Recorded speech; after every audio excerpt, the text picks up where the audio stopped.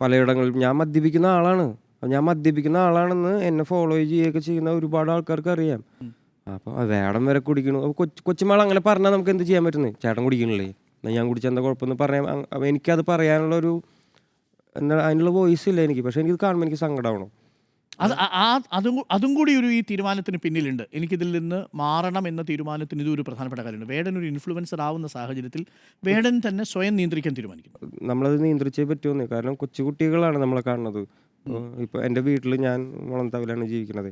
എന്നെ ഒരു ദിവസം ഒരു 10-15 പ്രാവശ്യമെങ്കിലും ആൾക്കാർ കാണാൻ വരും.